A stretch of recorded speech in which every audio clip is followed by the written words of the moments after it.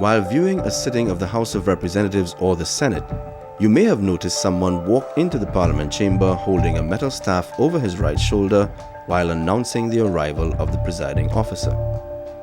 Either gold or silver in color, this staff is known as a ceremonial mace, and its presence in the Parliament chamber symbolizes the authority and privileges of the House.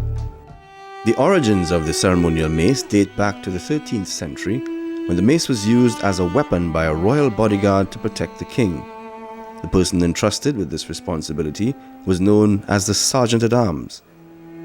Between the late 1300s and early 1400s, the mace became increasingly decorative and was adorned with precious metals. The civic mace, as it was called during this period, was no longer used as a weapon, partly due to the use of heavy armor becoming obsolete. Then, during the 14th, 15th, and 16th centuries, the mace underwent several transformations which changed its shape, style, and use. For example, the flanged end of the mace, the top end, which was specifically designed to aid the bearer in war, was replaced with precious metals.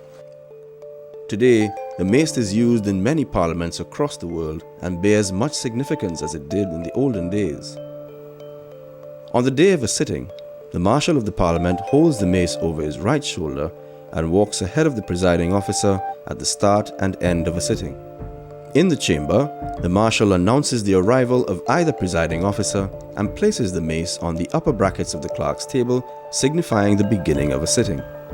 There are a few instances where the mace is moved from the upper to the lower brackets or removed from the House.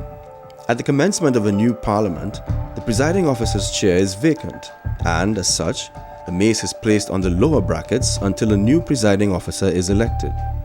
The mace is also removed from the upper to the lower brackets when a sitting of the House has been suspended. After the debate on a bill is concluded, the bill is referred to a committee for consideration of its details. When it is sent to a committee of the whole House, the presiding officer must vacate his chair and sit in the clerk's chair. The Marshal then removes the mace from the upper brackets to the lower brackets of the clerk's table. At the end of the committee stage, the presiding officer returns to his chair and the Marshal replaces the mace in the upper brackets. Parliamentary practice dictates that no sitting of either House can take place if the mace is not present. Handling of the mace by someone other than the Marshal or a person performing such a role in his absence while the House is in session suggests willful disobedience to the rules of the House. The mace which sits in the House of Representatives at the Parliament of Trinidad and Tobago was crafted by silversmith Messrs. Garrett of England in 1899 and donated to the Legislative Council of Trinidad and Tobago on June 5, 1899. It is silver gilt and has a two-dimensional silver carving of the coat of arms to the top. Its knob or head is ornamented with carved motifs which depict the landing of Christopher Columbus in Trinidad. At the top of the stem are the words Legislative Council of Trinidad and Tobago, under which are the names of the 24 subscribers to the mace. When the country achieved independence in 1962, this mace was donated to the House of Representatives. 37 years later, in 1999, the mace celebrated 100 years. Upon the suggestion of the then Leader of the Opposition, Mr. Patrick Manning, the House Speaker, Hector McLean, authorized to have the names of all the members of the Fifth Republican Parliament engraved on the bottom end stem of the mace. The mace belonging to the Senate may not bear the same historical significance as its silver counterpart, but its relevance to the chamber is undeniable. In 1962, a committee was appointed to select a design for the mace. Local metal craftsman Ken Morris submitted designs for a temporary mace, which would have been created for the inauguration of Parliament on August 31, 1962. After meeting with local artist Carlisle Chang, Mr. Morris and Mr. Chang submitted designs for the creation of a permanent mace.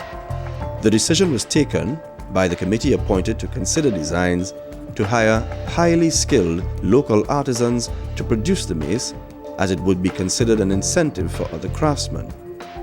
Unfortunately, discussions on the mace reached a standstill.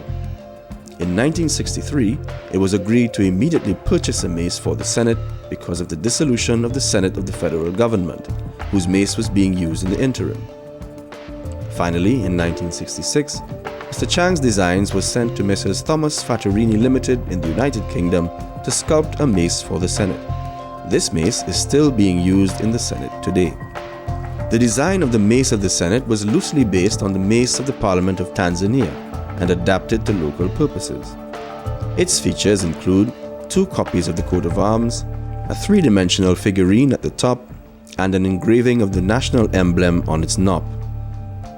The words Senate of the Republic of Trinidad and Tobago are also engraved in the mace's knob.